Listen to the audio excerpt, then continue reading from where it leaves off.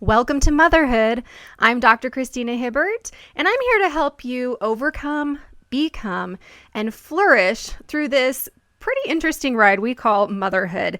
And boy, isn't it interesting as we raise these kids, they grow up, and then they go away. And that's what we're talking about today. We're talking about how you can prepare for your empty nest starting now, whether you have little kids or whether you are already an empty nester, how you can prepare to let go as your children grow and go away from home. Now, I first of all want to welcome you to the show and thank you for listening. This is such a fun opportunity for me to get to know all of you so much better and to have these exciting guests each week that share their knowledge and wisdom with us in so many ways. And I hope that you're taking advantage of connecting up with us online as well. On my Facebook page, Dr. Christina Hibbert. I'm on Twitter, Pinterest, Instagram, you name it, I'm on it. So go find me online. And also be sure to check out my YouTube channel because I don't know if you're aware, but we've been putting the videos of all of these radio interviews on the YouTube channel. So if you want to see the people I'm talking to and see sometimes we make funny faces at each other or we're sort of, gesturing or whatever, if you want to see any of that, you can go ahead and find us on YouTube as well, Dr. Christina Hibbert. And also, for those who haven't heard yet, I hope you'll join us on my Facebook group. It's called Motherhood, Overcoming, Becoming, and Flourishing. And I hope you will come and just click and ask to join the group, and then you can be part of our community online so we can talk about the shows and share ideas and get to know each other better in that way. Now, today, as I said, we're talking about preparing for your empty nest. And this might be something that if you are a mother with babies right now, you're already thinking about, oh my goodness, what am I going to do when they go to preschool? Or what am I going to do when they go to kindergarten? Maybe you're facing that this year. Maybe you're facing your child going into high school for the first time or junior high, the dreadful junior high. Or maybe you are really in that phase where I am and where our guest today is, where we're starting to send our kids off to college. And it really is a hard thing to do. And we can start now, no matter what phase you're in. So last year was my first year to send my firstborn son off to college. And, we all think about these things from the time they're young. And I remember so many times older friends telling me it goes so fast and, enjoy them while they're young. And I would I know you younger moms out there are kind of chuckling because you know that you're thinking, yeah, nice for you to say, but I'm the one that's sleep deprived and my kids are driving me crazy. My house is a mess and I just want them to be old enough to be independent and leave, And we kind of can't wait for that. And I used to feel that way. I used to feel like I can't wait for them to go and be able to be on their own. And isn't that kind of what we're shooting for? And I would listen to my friends. I really tried to get it. I really tried to soak up the moments when they were young. And I started a practice where in the most chaotic times, when it was the craziest, because, I have 6 kids, so it gets pretty crazy sometimes. So in those chaotic times, I would try to just stop, close my eyes, take a breath, and imagine that my house was silent. Imagine that I was in the empty nest phase and they were all gone and they were all busy in their own lives and they all had their own families. And maybe I would feel lonely and maybe I would be missing them or wishing I could hug them or know what's going on in their lives better. But that always helped me kind of recenter and get through the moment right now and try to appreciate it or laugh about it or whatever we can do to get through the moments that are crazy and prepare myself for the future. But I can tell you, it did not prepare me. It did not prepare me. I was floored by how sad I was when I dropped my son. I remember he was standing at his dorm at college and my daughter and I were driving away and I was looking at him in the rearview mirror and going, am I seriously just leaving him here? Like, that's it? And then he's only 4 hours away. I know it could be worse, but the whole 4-hour drive, I bawled my head off and I put on songs that were sad and sappy. And it's like my boyfriend had just dumped me or something. I mean, it was so ridiculous. But I could not believe how sad I was. And I was grief-stricken for a good couple weeks and probably a good month. And I wrote about it on my blog in a post called Parenting, Loss and Letting Go as Children and You Grow. And that's kind of what we're going to be talking about today is how do we prepare for this time of loss? Because it is a loss. How do we prepare ourselves, our children, our families, and is there life after kids leave? Yes, there is. And our guest today is one who can testify to that and who is really showing us that that's the truth. And Laura Morey. Morey? Is it Morey or Morey? Morey, yeah. Morey, Okay, I want to say it right. I've meant to ask you that before. But Laura, welcome to the show. Thank you very much. I'm excited to be here. It's fun. I'm excited to have you and to have your wisdom on this subject because... And I started getting choked up when you were talking about dropping your son off because I had the same experience. A little different, but I'll share that later. I would love to hear about it because I know you do feel kind of like a crazy person. I actually called my husband after I dropped him and I was like, hello. And he's like, are you serious? Are you seriously crying? And I was like, yes, I don't know what's wrong with me. I can't stop crying. But anyway, He was super happy about it. But anyway, we'll talk about that later. But anyway, I want to welcome you to the show, Laura. Let me tell our listeners a little bit about you. Laura is a mom of 2 kids. And actually, you just barely dropped your first one away at summer college. 3 weeks ago. 3 weeks ago. Okay, so she is fresh into this business of letting go. And then you have a almost 17-year-old? Almost 17-year-old heading into her junior year. So toughest year of high school. Yeah, for sure. As they're getting ready for all their testing and getting ready for college. And you're right. I have a junior coming up this year too. So you're going to be sending another one off soon. So Laura is, of course, a mom, and she's also a video blogger and host of Simple Solutions Diva. And it's on simplesolutionsdiva.com. You can find her where she shares a bunch of her simple solutions for the home, for the kitchen, for the garden, do it yourself, all kinds of things. In fact, she has a series that I want you to check out. I'm sure she'll mention it later, but it's called Heading Off to College video series. And that's on her website, simplesolutionsdiva.com. Sorry, I can't speak today. No, that's okay. And she also has a couple of other things going on. She's a lifestyle contributor on her local TV, and she lives in Jacksonville, Florida. And she's been featured on cafemom.com video series, and she's just a really fun, exciting guest. I'm excited to have you here, Laura. Thank you so much for being here. Thank you. Excited. Me too. And I love this topic. Yeah. I love this topic. I feel like as a mom, you want the best for your children. Isn't that what we all want? Right. And sometimes we get so caught up in the raising and the nitty gritty, we sometimes forget that long-term outlook. Yes. You know, ultimately, what are we trying to do when we're being parents, when we're being mothers, we're being fathers? We're trying to create wonderful human beings who will be great additions to this world. And whatever their specialty is going to be, that they're going to be great human beings. Absolutely. And we all spend our time, and hopefully most of us spend our time trying to help them get there. Right. That's our main goal as mothers and parents, right? Right. We do want them to grow up and go away and be successful human beings in the world, right? Exactly. But then we end up getting stuck in that role. I went from being a public relations person working in Boston to being a stay-at-home mom.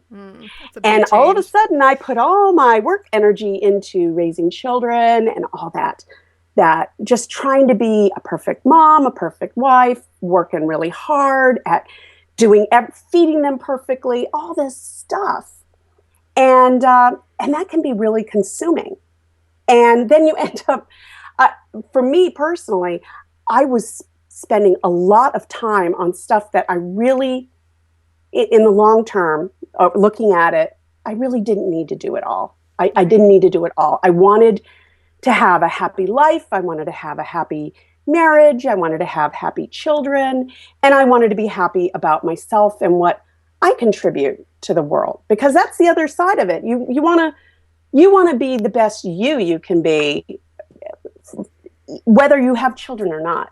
Absolutely. And you're so right. I think this is such an important topic for mothers of all stages, because what you're saying is so true, that we need to start early preparing to take care of ourselves and our own needs as well as to prepare our kids, because I see this all the time. I specialize as a psychologist, I specialize in working with women, and I often end up with, clients who are empty nesters, and they come in and they say, I have no idea who I am, because I've devoted my entire life to my kids. That was my whole identity, really. It's one thing to have that be your responsibilities or the things you love to do is taking care of your children or nurturing them. But for that to be your identity, that's a problem, because they do leave, and then your identity walks out the door with them. And so then they're going, who am I now? Right. Mm-hmm. And they it's this reality check that you just kind of, it's a letdown, and it really can send you into kind of a depression. For me, my situation was, I had an almost 5-year-old, and I had a 3-year-old, preschool, and here I was still trying to do everything perfectly. Mm-hmm. And then we lost a family friend in a really bad accident. Yeah. That was horrific. Oh. And then then we had 9/11 a week later. Oh. Yeah. And it was one of these things where it was just like, bam, bam. And I realized, wow, I need more in my life, and I need more for my children and my family. Yes. Than just this. Right. And it got to me. I felt very depressed for a long time, and I finally got myself out of it. I did go to a counselor and talked it through, which I think is really important. Me too. Anyone who does, and I'll tell you, anyone who does feel depression, sadness, they don't like the things that they normally would have liked, Go talk with someone. Go to your pastor, even if you can't afford counseling. Go to your pastor. There are a lot of good options. It really does help to talk. Yes. I think.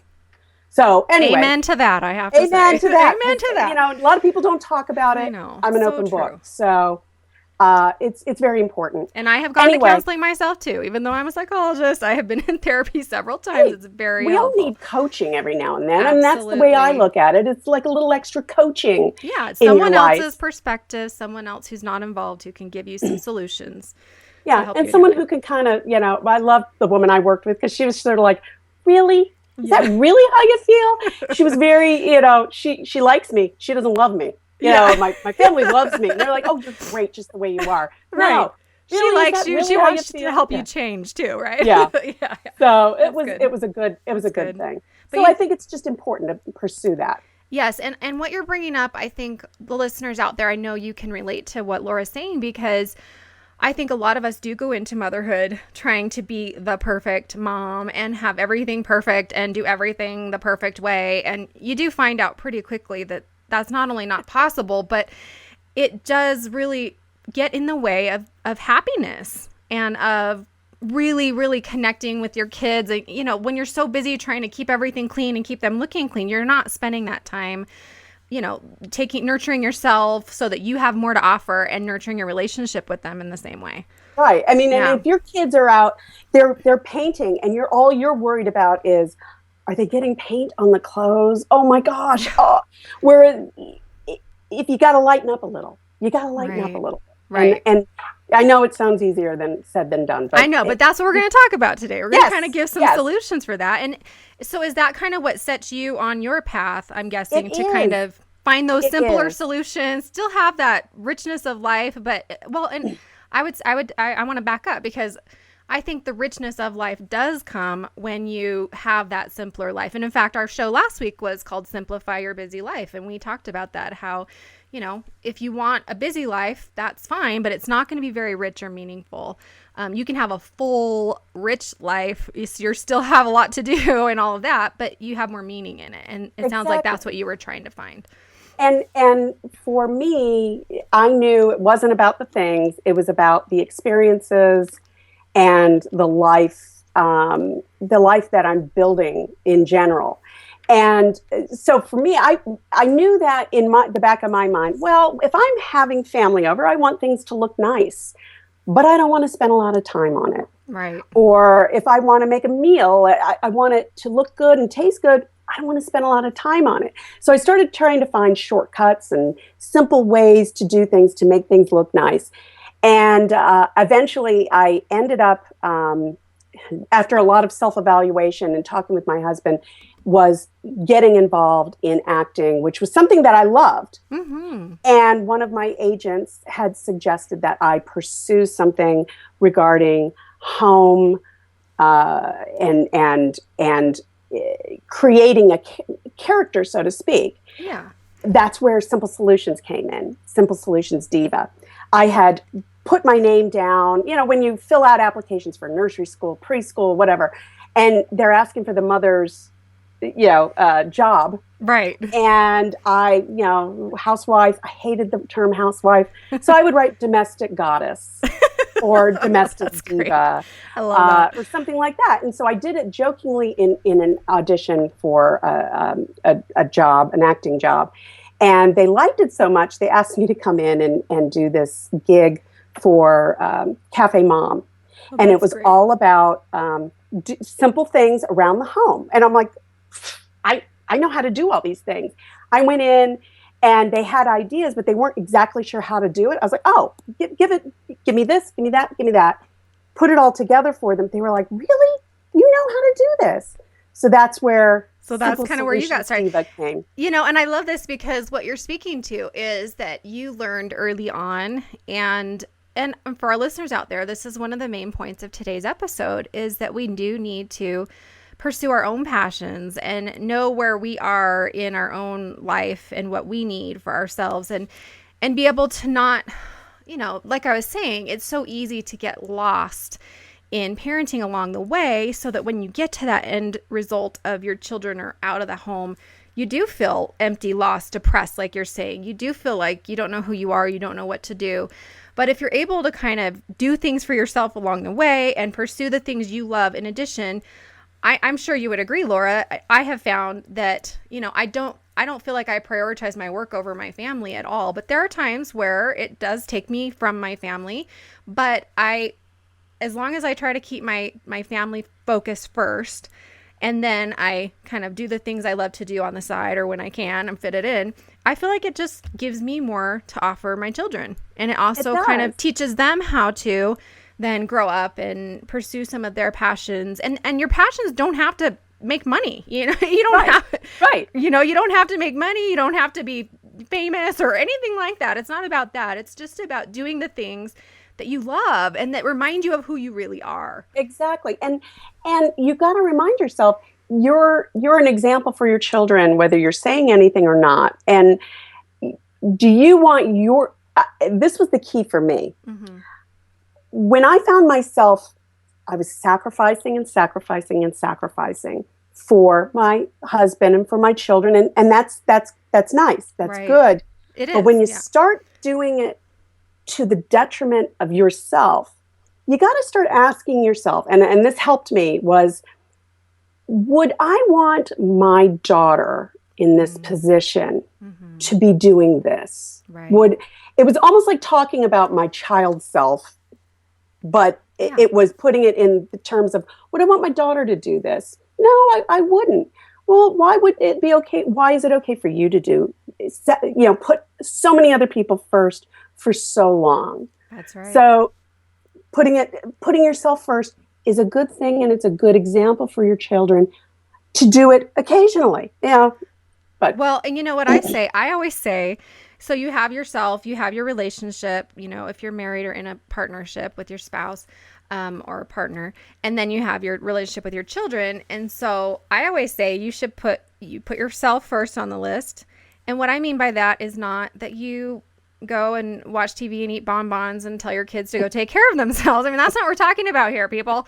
We're talking about taking care of your needs, nourishing yourself, emotionally, mentally, spiritually, socially, in the ways that you need, and physically. Because the truth is, if you don't sleep, if you don't eat, if you don't, have whatever kind of, spiritual life that you want or emotional life that you want, you're not going to be well enough to take care of your family. You have to be first. You have to take care of yourself first. Then you have to take care of your relationship, right? And we're going to talk about that in a few minutes, but you have to focus on your relationship, because if that's not strong, then I always say the kids are going to get what they need. They're going to get it. They're good at that. That's like their main job. They're little demanding beings. They are, and they'll get what they need. But if you don't have it to give, and if your relationship isn't stable enough to be there for them when they need that, then it really doesn't matter. So if you put your kids first and you don't ever take time for yourself or for your relationship, it really doesn't work. Right. You've got to fill that emotional savings account. You've got to make deposits in it, because I think I mentioned in the pre-conversation we had is you've got to give it to yourself, because no one else is going to spontaneously just give things to you or send you off somewhere. You've got to really be your own advocate. Schedule it, but we'll talk more about that. That's right. Absolutely. But this is really important. So, for you moms out there, whatever stage of life you're in, wherever your kids are, whatever's going on, we can all do a little bit better at focusing on, asking yourself, what do I need? And what, seeing that end result for yourself as well, not just for your kids. I mean, I think a lot of us are short-sighted. We kind of see the end result till the kids are 18 and they're out of the house, but then we don't really know much beyond that, because like you say, life is just crazy, and we don't have time for all that. But we need to make the time to evaluate where we are and to kind of look ahead and see, okay, then what? There's a big question, right? Then what? And I loved what you said, Laura, about sacrifice, because I think you're right. It's a valiant thing to sacrifice for our families and for our children. And, I have an experience with that. Several years ago, when we were going through really crazy times that I wrote about in my memoir, This Is How We Grow, when we inherited my 2 nephews and I had a baby, and all of a sudden we went from 3 to 6 kids. And so when we were in that phase, I started thinking about, if, imagining the end of my life, and when I die, what would my kids say about me, because I wanted to really understand this, what would they say? And at that point, I thought they would say, boy, my mom sacrificed for us, because I was constantly kind of reminding them, like, do you see what I'm doing for you? Like, because I was overwhelmed. I was grief stricken. I was in a messy place, but I really felt like I was kind of trying to draw their attention too much to what I was doing for them. And I thought, it's good to sacrifice, but I don't want my kids to remember that I sacrificed for them. I want them to remember that I inspired them, that I was fun, that we had great times together, that I taught them things or showed them the world, or, and that was my turning point, when I kind of thought, you know what, if that's the kind of person I want them to remember, then I got to start doing that now. We got to start having some fun. We got to start laughing. We got to lighten this up, and I need to focus on me, If you're a total stress case all the time, what fun is that for anyone? Not for you, and definitely not for the kids and the husband or partner. Yeah, so sure. You've got to lighten it up. I mean, I was thinking about this morning before we got on Skype. I was, I'll be honest, I'm kind of the disciplinarian in the family. Yeah. My husband's, I love him. He's a pushover when it comes to our 2 girls. Yes. Love you, honey. So I was always the one, the enforcer, everything so I started feeling that was all there was about what I was doing with them. It was the taskmaster. You got to get your homework done. You got to get this done. We got to get out the door. You got to go to soccer practice. It was just like I was constantly keeping us on a schedule. Mm-hmm. And I realized I've got to start lightening things up. And I kind of did a little drastic. And occasionally I would do this over the last few years, especially where... when you're in that mode of you're pushing everyone to get moving and out the door or whatever. Oh, yeah. We all know hurry, mode. we gotta go. I would come running out of the bedroom in my bra and my underwear, grab my purse and say, come on, we gotta go. Let's get in the car now. And I'd open the door and I'd run out into the garage and slam the door shut. And it was like this, the kids were like, oh my gosh, what's wrong with Mom? And then finally, after a couple of times of doing this over the years, they're like, okay, there she goes again. It's just my way of being stupid and silly and trying to, lighten it up a little bit. That's right. I'm sure that they may use that technique at some point when That's they're raising right. kids. They probably will, because we do tend to do the things our parents did. Even when we think they're crazy when we're younger, we tend to do them when we're older. Just to be silly and get their attention, sort of like, let's move it. Well, you know, I'm in a hurry. Yes. So when we need to go, I do need you to move things along. Let's not belabor ourselves. And to show them your personality and kind of, you know, to lighten things up, like you say. And that's really, you know, when we're talking about preparing ourselves for this empty nest phase, we do need to really, like you said at the beginning, I thought was beautifully put, have the long-term vision of what we want for ourselves as well as for our children, you know, and for our relationships.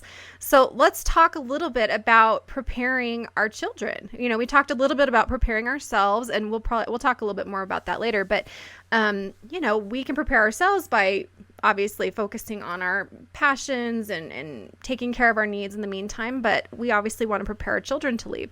So what are some of the important things you found in preparing kids to go off to college? Well, and I believe that preparing children to go off to college starts with, you know, at every milestone that you give them the opportunity to grow in their life, whether it's from the first time you're letting them stay with a babysitter. Yeah. The first time, it's all these moments of giving them opportunities to grow through independence is so important. Teach them some simple basics. And obviously age appropriate, you want age appropriate things, but teach them, give them the opportunities for independence, because that's going to give them that security and that self-confidence to know that they can handle things that come their way. Yes. And for us, or for me specifically, to work with my kids in giving them the opportunities to teach them to cook some simple things. Right. Here, let me show you. You want a waffle and I'm not up yet for some reason? Here, you can put it in the toaster oven, turn it to here. Let's try it a couple times so that they know how to do it. Right. Teaching them along the way and kind of being with them as you give them these. I love what you said. You said opportunities for independence, you know, and there are so many of those that we can give our kids. I mean, as you're talking, I'm thinking of all these little times throughout a child's lifespan, starting from, you know, when they're little toddlers and you let them kind of explore the house alone, you know, or kind of like go into another room without you or whatever. Right. And, you know, and then they go up and they, you know, dropping them at preschool for the first time. I'm sure moms out there, we can all remember dropping them at preschool or kindergarten the first time, and oh my gosh, are they going to be okay? And, you know, even if you're excited, it's still kind of it's a huge deal. You're leaving them in someone else's care, or like you say, leaving them with a babysitter. Or, you know, this is kind of a big year for our family. I'm thinking we have all these milestones in our family because, you know, my older son, he's going back to college. So, I mean, that's kind of old news, but my second one just graduated and he's heading off to college this year. And then my third one just turned 16. And so there's the independence of getting your driver's license and letting them go. And he's never home now. He's always off and doing whatever.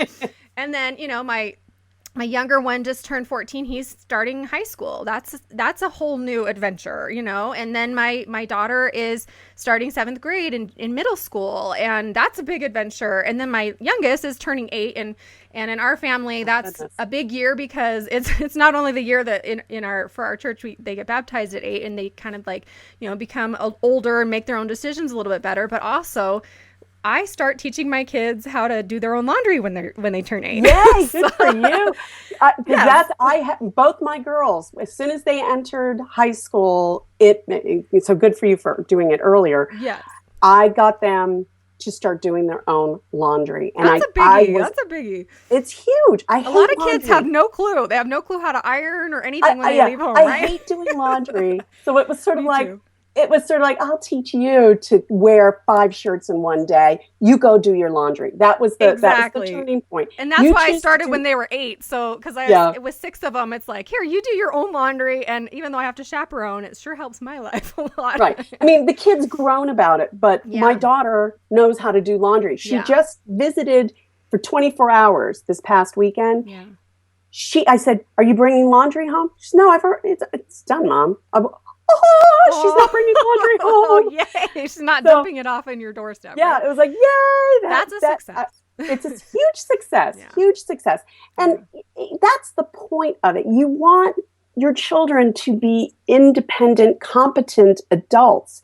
There is nothing worse than seeing an adult person having to call their parent for guidance on how to do everything when they can't make a decision on their own because they're afraid it's not going to live up to what their parents do. Right. Because when you do everything for your child, you're setting up a precedent of this is how the expectation should be to do the job at hand. And everyone has to come to a decision on what is the best, what is the level that they want to put into something. And the earlier you can teach your child those independent things, here are a few meals you can cook. Here's how you do your laundry. Here's how you go change a tire. Here's how you all those or things. Put gas in your car. I mean, or put gas my in your roommate car. in college didn't know how to put gas in her car because her dad did it for her whole life. So there you go. Oh my gosh. But the other thing, going out to get a job. Oh yeah, that's big. That is hard. And here's a perfect example. My daughter, we just said, you need to get out. You need to start looking for a job. She did some half-hearted stuff. She kind of put flyers in a mailbox. We helped her do that. She started going around to different places looking for a job. And finally, she focused on, she wanted to work for the grocery store in our town. She applied and applied and applied and was getting nowhere. And I said to her, that's because you're having to do it online in this kiosk in the store. You need to go in and speak with someone directly. Yes. And I said, I'm not going to do it for you, but I will show you how to do it. We can practice it here. And what you want to think, you want to say, we'll refine it a little bit. And then you go do it. She got up, went in, did asked for an interview. Got the interview. We prepped her for the interview. She went in. She came out. She's like, I got it. I got it. Wow. And the manager of this store happened to call the house to tell her when her first day was going to be. And I answered the phone. She wasn't there. And I said, I just wanted to thank you so much for giving her such a great first interview. Yeah. And he said, let me tell you, she interviewed the best out of all the kids we brought in. Wow. So, and you had prepared her, you had taught her the skills. Like a lot of parents don't even think about that. You teach them how to respond in an interview, how to shake how a to look hand. someone in the eyes. Right. It's that kind of a thing. And for her to do that, she came away with the understanding of how to look for a job, that it doesn't just happen. She would complain, so-and-so walked in and got a job like that. And I said, but you learned a lot more than they did. Right. And now I'm so proud of her. Where she's going to school, she went to all the grocery stores around the college and went in and introduced herself to every single manager. And now she has a job down there. Wow. And you know what? That is such an important thing for you listeners that are, your kids are getting older, about to that age where they need to start looking for work and jobs. It is a different world than when we were young. I mean, it is all online applications. I know. And how do you stand out when you're a beginner? Absolutely. It's hard. And we found the same thing that, when you don't have any kind of resume to put online, you're a high school student, you've never worked outside of your home. Pet sitting, babysitting. Yeah, exactly. I mean, that's good, but you're right.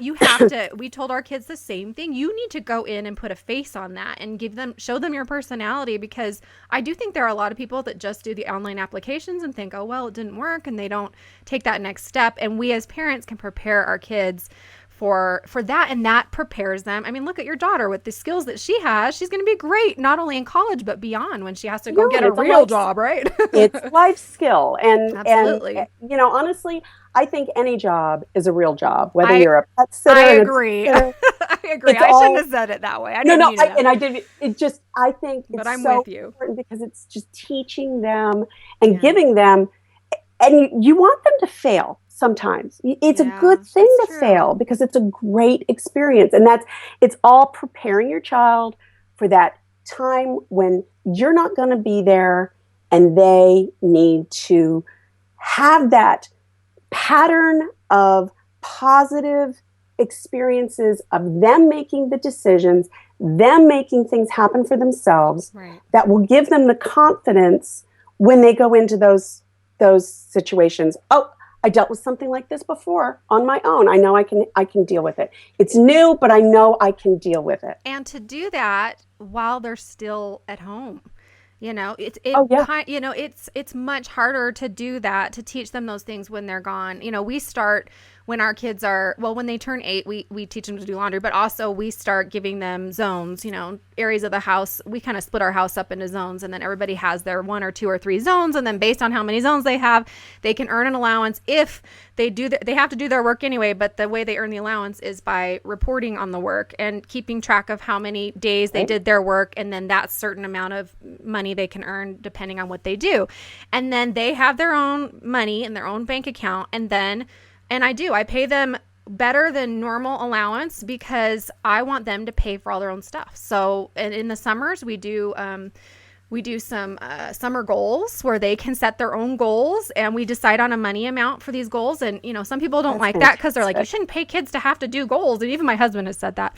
But I said, if it's making them do some things that are great and I can give them some money, and then they use that money to buy school clothes, and they have to budget their own money, and, they've learned how to be bargain shoppers because it's a whole different story when you have to spend your own money versus mom's, right? We can go to Marshalls and get the cheap Vans versus going to the Van store and getting the real Vans, So, I think, teaching children about money before they leave and giving them a bank account and, like say, helping them get a job early on or giving them jobs at home so they can earn money so they can then be in charge of their money, because then they leave home and they don't know how to budget and they don't know how to, they have no clue how to, when they go to the grocery store, how much to spend versus not, take them grocery shopping with you. And there's so many ways we can prepare our kids for when they leave home, starting when they're super young.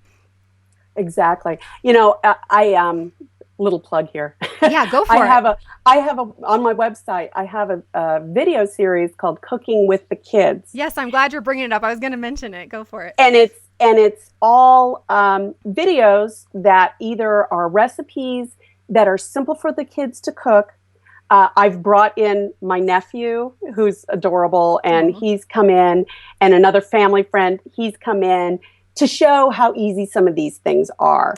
So if you're looking for, recipe ideas, these are kid tested, kid approved, and they're good, and they're relatively easy. Some of them are more difficult than others, but I just think it's one of the best things you can do for your child is to teach them the basics of cooking. Absolutely. And it makes it so simple. They can go to your website at simplesolutionsdiva.com, correct? Yes. And find is it called Cooking with Kids? Cooking with the Kids. There I have a drop-down menu that says the Divas video series, and you can see all the different things: heading to college, cooking with the kids, simple holiday survival, things like that. Other tips. Okay, great. So you guys can go check that out on simplesolutionsdiva.com to help you, kind of guide you through some ways to get your kids cooking if you're not sure how to get started on that. Because you're right, that is another important skill that most college students severely lack. Although they're trying to cook, I have to say, now that my oldest is home from, my older 4 are all teenage boys, and they're at the ages now, they're 19, 18, 16, and 14, and they're all trying to gain weight. This is new for me. Like I can't imagine. I've never had to have this problem. So this is the first time last week they've been begging me, Mom, please buy more food with protein and buy food that can help us gain weight. And I'm just like, okay.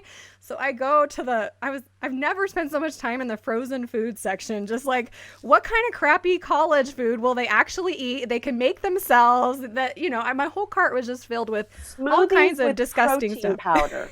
Believe me, they are big on the protein powder. Absolutely. My daughter is off to college with a smoothie maker, like a little, I think it's like a NutriBullet or something. Oh, yeah. Individual smoothie maker, because they don't have, during the summer, they don't have cafeteria service at her college, which is odd to me. But anyway, so it gives her an opportunity to make something simple. But we can teach them how to make a smoothie and put the protein powder in it, or how to, if they can't afford to buy meat because they want protein, what's the cheaper solution? Although the protein powder isn't exactly cheap either. So who knows? But yeah, it's interesting trying to keep them fed. So, the more that they learn when they're young, the better they can take care of themselves as they get older. So let's talk a few minutes about how do we prepare our spouse in our relationships? Like, it's funny because you're talking about how sad, I think you told me before how sad your husband was when your daughter left. And my husband was, like I said, seriously confused by how sad I was, because he was just way excited to be like, 1 down, 5 to go. He was just ready to go. Oh gosh. He is really looking forward to the empty nest thing. And I am too, but it's a little different for me. I'm more emotional, but what are some ideas that you found in helping your husband prepare? Because some of them really are emotional too. He is. My husband is a very involved dad. I mean, since they were little, he just activities and going places and doing things, and they buddies. They were like his little buddies. Yeah. And so he's been anticipating this whole thing.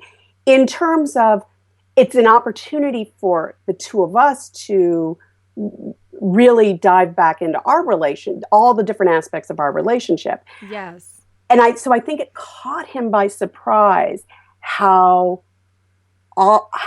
sad he felt within like the months before. Oh my gosh, all the lasts. This is our last Christmas together. Before she goes off to high school. This is our last family vacation together. Oh, and then it was her graduation, and then her going away. And I mean, he didn't even come to take her to college. Oh, yeah. He was just like, he couldn't even talk. Oh. So that's so sweet though. It was really sweet. It's a testament of their relationship. It's good for these men to feel that way. Exactly. And I tell my husband he's going to feel differently when our daughters leave, because our 2 youngest are the daughters, and I think he will be very sad when they leave. Well, and I think it is, because I was sad, but I'm the one who's been dealing with my daughters and my relationship for so long. Right. And, daughters and moms, sometimes they clash a little bit. Right. Because she's trying for the independence, and I'm trying to teach her so much more before she goes off. Right. That we were both ready for her to go off, whereas my husband was not. And I started to see it when I started to see him getting choked up over things that were like, really? You're getting choked up about that? But so how do you get him to talk about it? I mean, what can we do? It's hard. I think you've got to make time, even if you just say, honey, let's go grab a glass of wine. Let's go sit in the bedroom and let's just talk about some things. Yeah. Hey, let's talk about, what are we going to do when she goes off? Let's talk about the things. What are the advantages? What do you see are the plus side of her going away? Right. What are for us, for the household, and it's not to be like, let's celebrate she's gone out the door. It's more that just, let's be grateful and look at how positive we've been with our daughter to teach her so that she does feel confident to go off. The other thing is trying to help them figure out how to have better communication going forward with the child. My husband, he's not the technical guy in the household. He barely uses the computer. His company phone is a BlackBerry. Well, that says one thing. And then they don't, because of the businesses he's in, they don't allow any texting from the cell phone. So it's all blocked. So he was trying to get my kids, both of them, to communicate via email and to respond like that, like it's a text. And we're like, honey, that's not working. And he would come home complain. I sent her an email yesterday and I said, honey, she doesn't check email. It's just not. And he's like, well, she has to do it for business. I said, and you have to We have to do something for you so that Yes. you can communicate better. Right. I went out, I bought him an iPad for Christmas. And he opened it up. He's like, oh, no, technology, no. And I said, no. This is going to help you because you're going to be able to FaceTime her. Yes. You're going to be able to text her. You're going to be able to keep in touch with her. And as soon as he realized what that meant, he burst into tears. I shouldn't say that. He's going to kill me.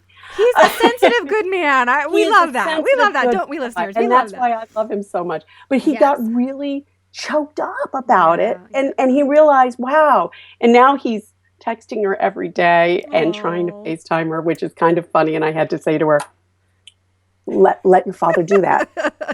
That's going to help your father. It's just the one compromise we need to make here to help us transition here. I back off so that you can communicate with your father. And it's only been a few weeks, so, maybe it'll lighten up in the future. Maybe not. But you're right. That is so, I never really thought about it until my son was gone. And it really is brilliant that we have this amazing technology. Because as you and I were talking about before the show started, when we were in college, you'd maybe make your weekly phone call and that's it. You didn't have email. You weren't in touch with your parents at all. And you would, like you say, you'd had to make your own choices and kind of wait a while to be in touch. And now we have these opportunities to be in touch with our kids all the time. In fact, even in other ways, my youngest daughter, who, like I said, who's 7, she went and stayed with her grandma in California for a week last week. And we FaceTimed every day. And I left her an iPad and she was texting me, it was my iPad. So unfortunately, she started texting all kinds of random people, random things on my iPad. So they are like, what are you doing texting me? But it was, other than that, it's a great way to keep in touch with kids of all ages. And you're right. We have to kind of find their means. We have to connect with them on the level where they connect, and they do. They connect through texting and they connect through social media. And I mean, I told my husband, I was like, oh, my son, my oldest son, he liked this thing that I posted on Facebook and he actually shared it on his page. And he said, I'm so proud of my mom. And I was like, oh my gosh, that was like the biggest thing. And he didn't even talk to me. There was no conversation, but he put something of mine on his page. That's a big deal. Exactly. Well, and I'll show you this. When I went down for orientation for my daughter's school, the president of the college came in and did this great presentation. He was like a stand-up comedian. He was terrific. But he recommended this book, and I'm going to share the name of it. It's called The I-Connected Parent. The I-Connected Parent. Yeah. Okay. Staying close to your kids in college and beyond while letting them grow up. I'll put it right up here. I love that. And do you know the author's name? The authors are Hofer, Hofer, and Moore, Moore. And this is what it looks like. The I Connected. And it is all about allowing your children to grow, even when we have such immediate communication ability. Again, it's that giving them the opportunity for independence and to be able to make their own decisions without smothering them, but finding that balance of communication versus over communication. Right. And I'm only maybe a quarter into the book, but it's so far I'm enjoying it thoroughly. Well, that's a great resource. Yeah, absolutely. Yeah, it's great. Right. And this is something that we start teaching when they're young, and then they grow up with this, like we say, these opportunities for independence, giving them responsibility that's age appropriate, preparing them by teaching them the life skills that they need. And then we get to, hopefully prepare ourselves and our relationships. And then they leave. And, like I said, maybe it's that they're going off to kindergarten. Maybe they're going off to high school. Maybe they're going off to college or on a trip around the world or something. I mean, who knows? And it can be really hard. So I want to spend the last little time we have here talking about how do we deal with some of the emotions that we feel when it is hard. And, I think, the biggest emotion that comes to mind for me is really grief.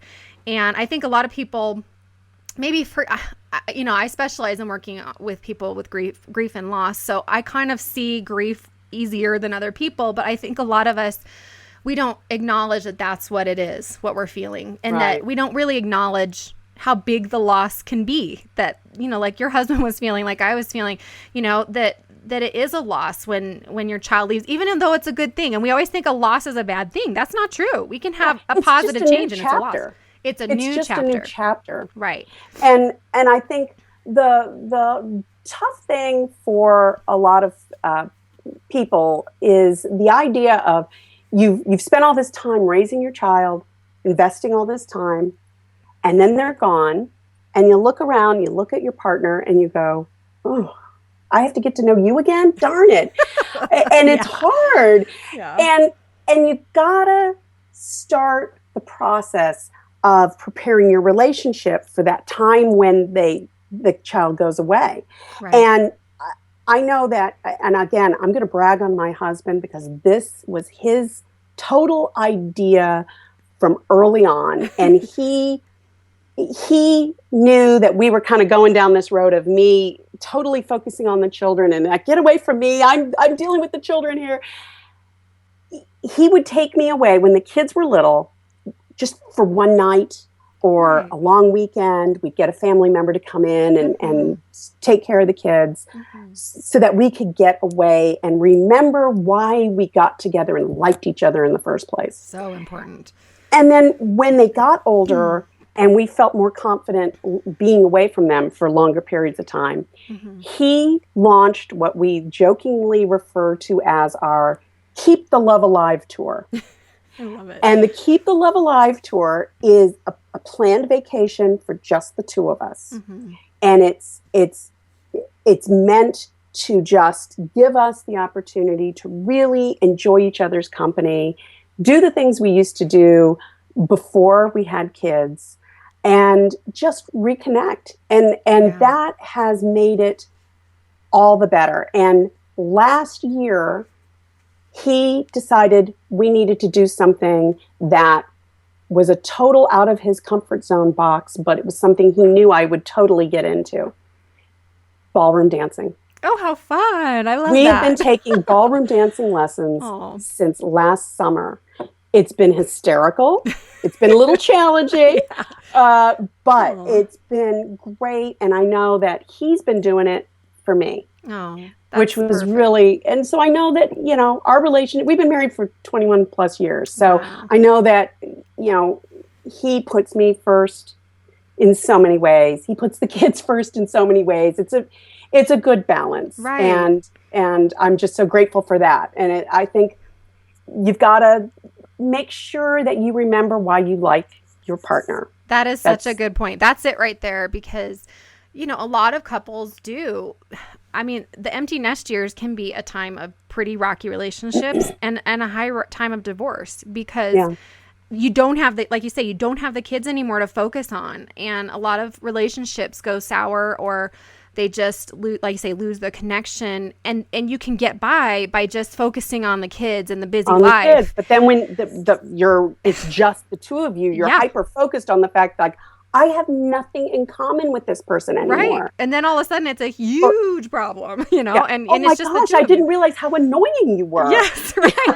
Right. So these are the things we have to do. And I think your point is really important, to start in your relationships, if you're, you know, whether you're married or in a partnership or whatever, you know, to start young, to start as young as you can with kids, because kids can make relationships difficult, because it is so busy, and it is easy to just focus all your lives on the kids. And like I said earlier, you have to focus on yourself, you have to focus on your relationship and make it a priority. And I love what you're sharing about this Keep the Love Alive tour. And you know, you're right, it doesn't even have to be, I mean, when our kids were younger and we were poor and in graduate school and had no money, we would trade with friends. You know, can you take our kids overnight so we can just have a night alone at home? Right. Or go out to dinner or something without having to take the kids, because you're right, it is a whole different dynamic when it's just the two of you. And can you still talk to each other? And can you still get along? And can you remember? And, you know, even now with our kids older, my husband and I, we're going to be celebrating 20 years this year as well. And I feel like we still have to really work at it. We still have to work at, when we start getting a little sick of each other, like you say, annoyed with each other, then we have to really start working on, okay, we need to get away. We need some time alone. We need the kids to leave us alone, and so that is really, really important. I'm glad you brought that up. And, we only have a few more minutes left, and I do want to just kind of say a few words about how to grieve. If one thing that I learned about grief that I think is really helpful is that it is a sign of love. If you feel sad that your child is moving on or growing up, it means you love them. It means that you care, and you have to let yourself grieve. And there are lots of resources on my website at drchristinahibbert.com about how to deal with grief. And I have a method called tears. It's talking, it's exercise or physical activity, to work it out of your body. It's artistic expression and creativity, painting, singing, drawing, dancing, recording experiences in motion, writing things down, getting them on paper, and sobbing. Sob, cry. And those are some things you can do to grieve the loss and to give yourself time for that. Like, I think I told myself, okay, I can feel sad about this for the rest of the week until next week. And then the next week will come and it's like, okay, well, another week I'll feel sad, but it's just, we don't need to put a time limit on it. It's okay if you're sad. And you may have one week where you feel absolutely spectacular. And then you have another week where you really feel down in the dumps about it. Yeah, that's true. Something could remind you of them, or it could, something could happen and it brings it back up again. Yeah. And one of the nice things is to remind yourself that if you hadn't prepared your child, you can, let me back up. You can revel in the fact that you prepared your child to go off and be successful and love where they are and love learning more and wanting to go to college. So remind yourself that you've done your job, and your job doesn't stop here. It will continue on. That's true. That's the other thing. It's you don't prepare them, get them off to college, then you never see them again. You never do anything with them. It's still an ongoing process of moving into this advisor role rather than parenting role, I think is the thing. You've got to, I think that's well put. Yes. Advisor. Giving them that advice. They may or may not take it because guess what? They're young adults. I know. That's the hard part. That's a whole other episode. How to deal with your young adult children who don't want to do what you want them to do. Yeah, exactly. Because they're not going to do it. That's a whole other layer of grief. But you're right. There is life beyond. First of all, there's life beyond, kids leaving home and empty nest. I mean, you're a living proof of that. You and your husband are doing your Keep the Love Alive tour, and you're sort of, you're doing all the things that you love to do, to be passionate about, and to keep yourself happy and alive. And there is life beyond kids leaving home. And also, like you said, though, there also is parenting beyond kids leaving home. Often it's just a different title. Really. It's a different title. And I love how you said advisor role, because, and that really is a whole other show, because, that's been one of the hardest lessons for me the past year, is how to transition that and how to let them have that independence they now have as a young adult. And they've now lived on their own. And, like my son's home from college for the summer. And how does that all work, and it can be a lot of really difficult parenting years too when they're young adults, because they're making huge decisions, and sometimes they make the not so good decisions, and you're worried about their choices and where it's going to lead. And so, not to discourage any younger mothers out there that are hoping that when they turn 18 that, woo, I'm good. I'm going to be golden. Because I think I kind of thought that, but it's just not true. But it's also, I don't want to discourage anybody. But at the same time, we want to be realistic. There is parenting beyond kids leaving home, and there is life, a lot of life to be had, a lot of great life to be had. If we prepare ourselves, if we prepare our relationships, if we prepare our kids, and like you said, we can rest easy knowing that we have really done our job well to prepare our kids to go out into the world, and now we can be their advisor as they leave. Yeah. I think that's beautiful. Yeah. Thank you so much. I'm going to get all choked up. I know. It's so touching. That's good. That's a good way to end right there on that touching note. Exactly. Well, Laura, it's been so fun to have you here. I've loved this. Thank you so much for having me on. I love it. I love the concept of motherhood, the show, the talk show. And I think what you're doing is fantastic. Well, thank you. Thank you. I'm really enjoying it myself. And I love that we can be kind of a community here to support one another, because I think we really do need one another. So I thank you for being here. And everybody, be sure to go check out Laura's website at simplesolutionsdiva.com and to check out those resources, heading off to college video series, and Cooking with the kids. And so many other, there's a whole bunch. There really are a bunch of great resources, and she's a fabulous resource to have. So if you need more simple solutions too, she's your woman. So go get in touch with Laura on her website. Thanks again for being here. And everybody else, thank you for listening. And I hope you will join us again next time as we continue to try to grow through motherhood and not just go through it, because it's a lot more fun to grow through it and to do it together here on Motherhood. And in the meantime, visit my website at drchristinahibbert.com. There's links to all the things we talked about. You can find my article on this topic of letting go as children grow. Also, grief articles, how to deal with loss in a bunch of different ways. And also, you can find links to my 2 books. This is How We Grow, which is my memoir of motherhood and loss and discovering self-worth and joy one season at a time. And also my latest book, Who Am I Without You, which also deals a lot with, actually, that would be probably a pretty good one for this topic. Even though it's written for people going through a breakup, it's very applicable to any kind of life transition or loss and helping your self-esteem through it. So if anybody out there is needing some self-esteem advice with your child leaving home or becoming an empty nester, go pick up that book, Who Am I Without You? Both are available on Amazon.com and also on BarnesandNoble.com. And Who Am I Without You is also on Target.com. All right. Well, I think that wraps us up, and I hope you will come back here at webtalkradio.net next time and join us for Motherhood. Until then, have a great week, and bye-bye, everybody.